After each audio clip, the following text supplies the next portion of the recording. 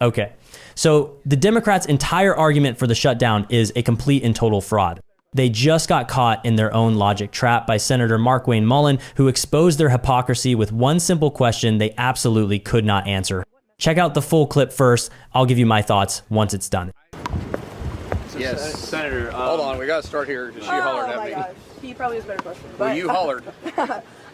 If this shutdown surpasses the record for the longest shutdown in history, is it time for senators to start staying here over the weekend? What message does that send? Well, I would hate to think that we would actually get that record, but what are we going to do? We're going in circles. The Democrats have to come to their senses at some point. We're not asking them to vote for any policies that they haven't already voted for.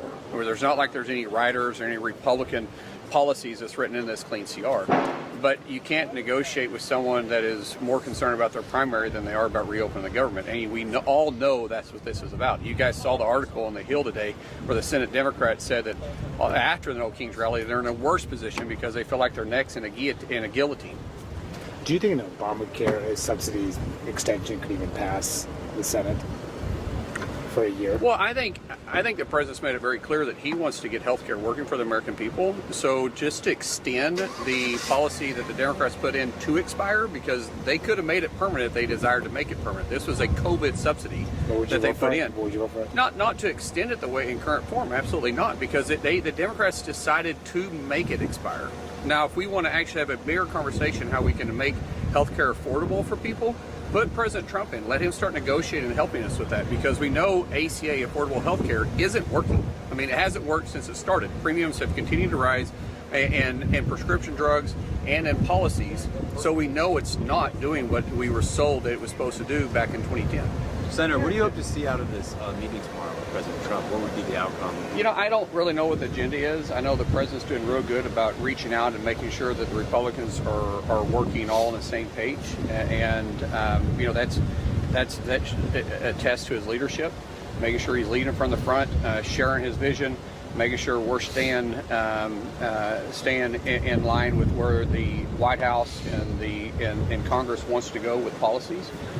And what happens next. I think most of the conversation is what happens next after the Democrats decide to reopen the government and get off the Schumer shutdown. Senator, there's a bill that Ron Johnson has to pay essential workers who have been furloughed.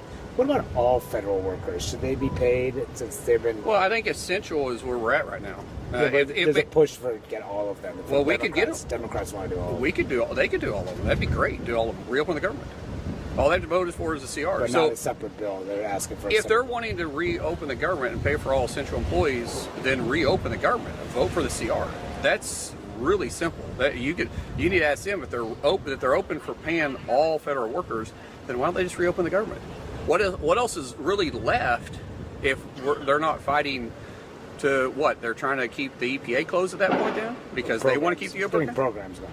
What programs? I mean, running the federal government. The agencies need to be. So what is it that they're wanting to reopen then? Why don't they just reopen the government if they want to bring all federal employees back? Because then essentially all the employees are going to do what? Sit at their desk if the government isn't back open? They'll be sitting at home. They'll be furloughed but being paid apparently. Well, tell them to reopen the government. That'd be really easy. That'd be super easy. Congressman Chip has suggested maybe nuking the filibuster for government funding. What do you make of that suggestion? Well, Chip's not in the Senate, so maybe he could explain what he's thinking. I can't speak for Chip. Do you support nuking the filibuster? Do what? Do you support nuking the filibuster? I don't. I don't. Absolutely not. If we want to do something very extremely limited, just in case we do shut down to avoid shutdowns in the future, I may consider that. But to nuke, go nuclear in the filibuster, we all know that the Senate goes back and forth. And it's worked in our favor when we're in the minority, and I would hope that it stays around, because otherwise we lose what this body has done in the past, and it's just slowed down the progress of the overreaching part of the government sometimes when you have different parties in place. Thank you, sir. Appreciate it.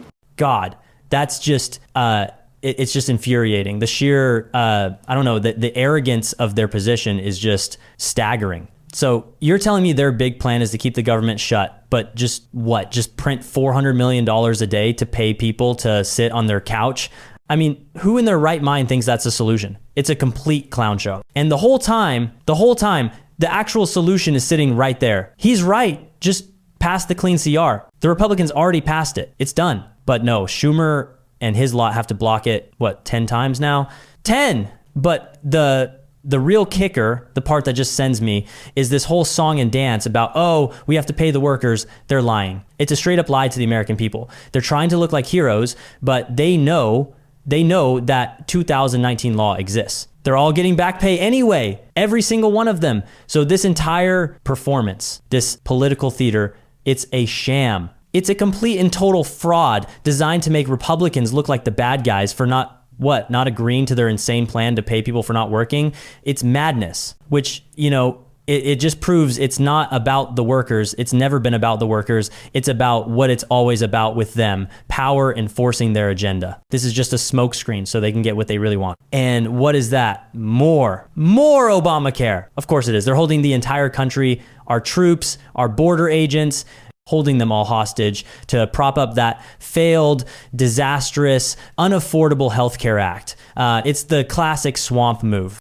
Create a crisis, then use the crisis to shove something down our throats. And it is a failure. Let's not mince words. Premiums are going up. 18% after all the inflation they already caused? I mean, who can afford that? And that's before you even get to the fraud. $27 billion with a B. Just improper payments. That's what they call it. Just a little whoopsie. 27 billion. And this is the slush fund. They're willing to shut down the entire federal government to protect. It's unbelievable. Honestly, it's a betrayal. It really is. They'll stand at a podium and shout about WIC, for the children, for the mothers, but they are the ones blocking that very funding just so they can fund this corrupt, broken system. And it just shows you the difference in leadership, doesn't it? You got President Trump, who's actually in DC. He's leading from the front. He's sharing his vision. He's getting Republicans on the same page, trying to fix the problem. And what are the Democrats doing? I mean, we remember 2019. We all saw the pictures. While Trump was negotiating for the border, where was Nancy Pelosi? Oh, that's right. In Puerto Rico, partying with lobbyists. That's their leadership. And then the cherry on top of this whole hypocritical Sunday, the filibuster. The only reason they can even do this, the only reason Schumer can hold us all hostage is the 60 vote rule.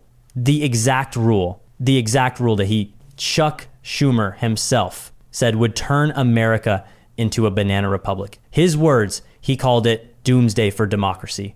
And now it's his favorite toy. You just can't make this stuff up. Thanks for watching. Tell me what you think down in the comments. And don't forget to like and subscribe if you haven't already. Catch you next time.